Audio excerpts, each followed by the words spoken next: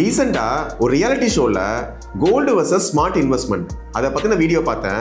இதில் நிறைய பேர் சொன்னது என்னன்னு பார்த்தீங்கன்னா, இந்த ஸ்மார்ட் இன்வெஸ்ட்மெண்ட்ஸ் எல்லாமே ரொம்ப காம்ப்ளிகேட்டடாக இருக்குது, அண்டர்ஸ்டாண்ட் பண்ண முடியல அப்படின்னு நிறைய பேர் சொல்லியிருந்தாங்க. எனக்கு தோணுச்சு இதை பற்றி கொஞ்சம் பேசிக்ஸ்லாம் கவர் பண்ணுற மாதிரி ஒரு 2 விதமான வீடியோ பண்ணணும் அப்படின்ட்டு. ஒன்று வந்து பார்த்தீங்கன்னா, கோல்டு எதனால முதன்மையான இன்வெஸ்ட்மெண்ட்டாக இருக்குது, என்னென்ன அட்வான்டேஜஸ் இருக்குது, கோல்டு இன்வெஸ்ட்மெண்ட்டில் முக்கியமான ஒன்று இல்லாதது என்னன்றதையும் டீட்டெயிலாக இந்த வீடியோவில் சொல்ல போகிறேன். இன்னொரு வீடியோ ஸ்மார்ட் இன்வெஸ்ட்மெண்ட்ஸில் என்னென்ன ஆப்பர்ச்சுனிட்டிஸ் இருக்குது, என்ன டைப் ஆஃப் இன்வெஸ்ட்மெண்ட்ஸ் இருக்குது, அசெட் கிளாஸஸ் என்னென்ன ஆப்ஷன்ஸ் இருக்குது அப்படின்றத டீட்டெயிலாக கொடுக்குறேன். ஸோ கோல்டை பொறுத்த வரைக்கும் நிறைய அட்வான்டேஜஸ் இருக்குது. முக்கியமான ஒன்று பார்த்தீங்கன்னா, இன்னைக்கு எல்லாருமே ஈஸியாக பை பண்ணுற பொருள் கோல்டு ஜுவல்லரி தான். டெய்லி வேஜஸாக இருக்கட்டும், இல்லை மிடில் கிளாஸ் பீப்புளாக இருக்கட்டும், எல்லாருமே ஈஸியாக பை பண்ணுறோம். நீங்கள் கோல்டை ஜுவல்லரியாக பர்ச்சேஸ் பண்ணும்போது யூஸ்வலாக அதோட பியூரிட்டி பார்க்கணும். எப்படி பார்க்கலான்னு பார்த்தீங்கன்னா, ஒரு கோல்டு பாராக வாங்குறீங்கன்னா 24 கேரட்டாக கொடுப்பாங்க. இதே நீங்கள் ஆர்னமெண்ட்ஸாக வாங்குறீங்கன்னா 22 கேரட்டாக இருக்கும்.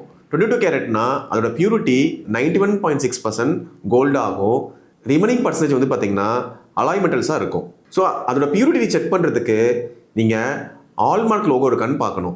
ஹால்மார்க் லோகோ என்னன்னு பார்த்தீங்கன்னா BIS, bureau of Indian standards, இதோட லோகோ இருக்கான்றதை நீங்கள் செக் பண்ணணும். இதே வந்து நீங்கள் ஒரு டைமண்ட் ஜுவல்லரியோட கோல்டு கலந்து வாங்குறீங்கன்னா யூஸ்வலாக 18 கேரட்டாக இருக்கும்.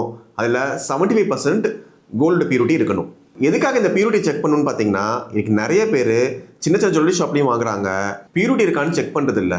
இதை செக் பண்ணுறதுக்கு கண்டிப்பாக நீங்கள் இந்த ஹால்மார்க் லோகோ இருக்கான்றதை பார்க்கணும். நீங்கள் BIS ஹால்மார்க் லோகோ உள்ள ஜுவல்லரிஸ் வாங்கியிருந்தீங்கன்னா நாளைக்கு ரீசேல் பண்ணும்போது டிடக்ஷன்ஸ் அவாய்ட் பண்ணலாம். இது ஒரு சேஃபான ஆர்னமெண்ட்ஸாக இருக்கும், 100% பியூரிட்டியாக இருக்குன்னு சொல்லலாம். நீங்கள் கோல்டை எப்படிலாம் இன்வெஸ்ட் பண்ணலாம்? யூஸ்வலாக மந்த்லி ஸ்கீம் மூலிமா இன்வெஸ்ட் பண்ணுவோம். மந்த்லி பேஸில் இன்வெஸ்ட் பண்ணும்போது அப் டு 18% வேஸ்டேஜ் இல்லாமல் நம்ம வாங்கிக்கலாம். மந்த் ஆன் மந்த் நம்ம இன்வெஸ்ட் பண்ணுற வேல்யூக்கு கிராமாக ஃபிக்ஸ் பண்ணிடுவாங்க, இல்லை அமௌண்ட் வைஸ் அந்த ஸ்கீமை பேஸ் பண்ணி ஃபிக்ஸ் பண்ணுவாங்க. இதில் எது பெட்டராக இருக்கோ, நம்ம 12 months கழிச்சோ இல்லை 11 months கழிச்சோ அந்த ஸ்கீமை பேஸ் பண்ணி அப் டு 18% வேஸ்டேஜ் இல்லாமல் ஒன்லி GST மட்டும் பே பண்ணி வாங்குவோம். இதே இன்னைக்கு ஒன் டைம் பர்ச்சேஸ் ஸ்கீம் நிறைய ஜுவல்லரி ஷாப்பில் கொண்டு வந்திருக்காங்க. அதாவது ஒன் டைமாக நீங்கள் அமௌண்ட்டை பே பண்ணிடுவீங்க, 2 lakhஸோ 5 lakhஸோ அந்த மாதிரி பே பண்ணும்போது அந்த மணிக்கு ஈக்குவலன்ட் கிராம்ஸ் அன்னைக்கு ரேட்டில் கன்வெர்ட் பண்ணி வச்சுருவாங்க. அதை நீங்கள் 12 months or 11 months கழிச்சு வாங்கிக்கலாம். அப் டு 18% வேஸ்டேஜ் சேவ் பண்ணலாம். அதில் ப்ளஸ் நீங்கள் GST மட்டும் பே பண்ண வேண்டியது இருக்கும். ஸோ உங்கள் ரெக்குயர்மெண்ட்ஸ்க்கு ஏற்ற மாதிரி இந்த ஸ்கீம்ஸை நீங்கள் பார்ட்டிசிபேட் பண்ணிங்கன்னா ஓரளவு வேஸ்டேஜை கம்மி பண்ண முடியும். கோல்டு என்ன ரீசன்னால பெஸ்ட்டு இன்வெஸ்ட்மெண்ட்டாக இருக்குன்றதையும் பார்க்கலாம். இதில் வாலட்டிலிட்டி கம்மியாக இருக்கிறதுனால ரிஸ்க்கு கம்மியாக இருக்குது.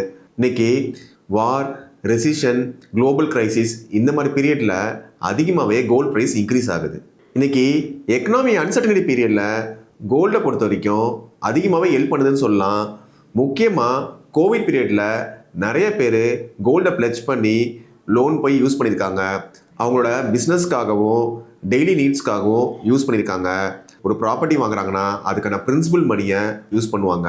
இல்லை உங்கள் சில்ட்ரன்ஸோட ஹையர் எஜுகேஷனுக்கோ இல்லை ஒரு மெடிக்கல் எமர்ஜென்சிக்கோ எல்லாருமே கோல்டை பிளெட்ஜ் பண்ணி யூஸ் பண்ணுறாங்க. கோல்டு இன்வெஸ்ட்மெண்ட்டில் இல்லாத ஒரு முக்கியமான விஷயம் என்னென்னு பார்த்தீங்கன்னா, பேசிவ் இன்கம். பேசிவ் இன்கம் இன்னைக்கு எல்லாருக்குமே தேவைப்படுது. கண்டிப்பாக அதுக்கு பிளான் பண்ணணும். நீங்கள் கோல்டில் மட்டுமே எல்லாத்தையுமே இன்வெஸ்ட் பண்ணிங்கன்னா உங்களால் பேசிவ் இன்கம் கிரியேட்டே பண்ண முடியாது. இன்றைக்கி Tier 1 சிட்டி இல்லாமல் Tier 2 சிட்டியும் அர்பனைசேஷன் ஆகிட்டே வருது. இன்றைக்கி எல்லா இடத்துலையுமே லைஃப் ஸ்டைல் அப்கிரேட் ஆகிட்டே வருது.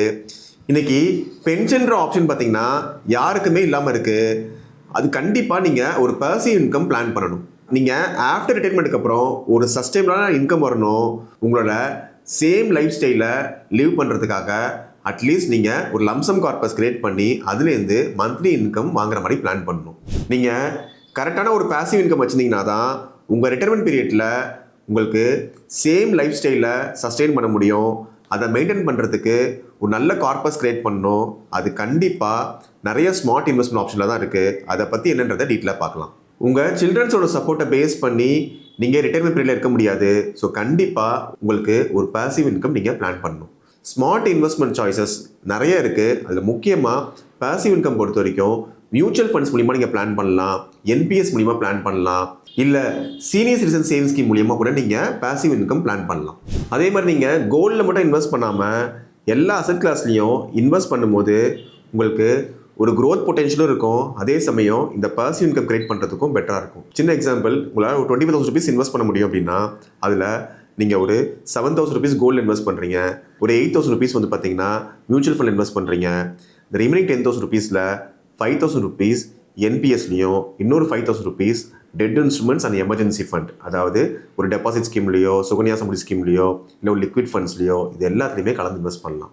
இப்படி பண்ணும்போது 25,000 rupees மணியை நீங்கள் காம்ப்ரன்சிவாக எல்லா அசெட் கிளாஸ்லையுமே பார்ட்டிசிபேட் பண்ண முடியும். அதனால உங்களுக்கு இன்ஃப்ளேஷன் ரிட்டர்ன்ஸ் எடுக்க முடியும். ஒரு அசெட் கிளாஸ் கம்மியானா கூட இன்னொரு அசெட் கிளாஸ் பெட்டர் ரிட்டர்ன்ஸ் கொடுக்கும். ஸோ எல்லா அசெட் கிளாஸுமே ரிட்டர்ன்ஸ் வைஸ் வேரி ஆகிட்டே இருக்கும் இயர் ஆன் இயர். உங்களுக்கு ஒரு டைவர்சிஃபைட் போர்ட்ஃபோலியோவுக்கு இது கண்டிப்பாக ஹெல்ப் பண்ணும். ஸோ நீங்கள் இந்த மாதிரி இன்வெஸ்ட் பண்ணிங்கன்னா லாங் டேர்மில் உங்கள் ஃபினான்ஷியல் கோல்ஸை ஈஸியாக அச்சீவ் பண்ணவும் முடியும். மியூச்சுவல் ஃபண்டை பொறுத்த வரைக்கும் நல்ல க்ரோத் பொட்டன்ஷியல் இருக்குது, லிக்விடிட்டி இருக்குது, ஒரு பாசிவ் இன்கம் கிரியேட் பண்ண முடியும், மல்டிபிள் அசெட் கிளாஸில் நீங்கள் இன்வெஸ்ட் பண்ணலாம். ஆனால் இன்றைக்கி நிறைய பேருக்கு மியூச்சுவல் ஃபண்டுக்கும் ஸ்டாக்ஸ்க்கும் உள்ள டிஃப்ரென்ஸ் தெரிய மாட்டேங்குது. ரெண்டுத்தையுமே ஒன்றா கன்சிடர் பண்ணுறாங்க. அதனால நிறைய கன்ஃபியூஷன்ஸ் இருக்குது. ஸோ என்னோட நெக்ஸ்ட் வீடியோவில் ஸ்டாக்ஸுக்கும் மியூச்சுவல் ஃபண்டுக்கும் என்ன டிஃப்ரென்ஸ் இருக்குது, கோல்டை கம்பேர் பண்ணும்போது மியூச்சுவல் ஃபண்ட்ஸில் என்னென்ன ஆப்பர்ச்சுனிட்டிஸ் இருக்குது, ரிட்டர்ன்ஸ் எப்படி இன்க்ரீஸ் பண்ண முடியும் அப்படின்றத டீட்டெயிலாக பார்க்கலாம். நீங்கள் பர்சனல் ஃபினான்ஸை எப்படி பெட்டராக மேனேஜ் பண்ணலான்ட்டு ரெகுலராக வீடியோஸ் கொடுத்துட்ருக்கேன். தொடர்ந்து பாருங்கள், உங்கள் ஃபேமிலிக்கும் ஃப்ரெண்ட்ஸுக்கும் ஷேர் பண்ணுங்கள். உங்களுக்கு ஒரு கஸ்டமைஸ் வெல்த் மேனேஜ்மெண்ட் வேணும்னா நான் கொடுத்த நம்பரை கனெக்ட் பண்ணுங்கள், நான் உங்களுக்கு கைட் பண்ணுறேன். Myself Deepak Gokul, certified chartered wealth manager and AMFI registered mutual fund distributor. Thank you.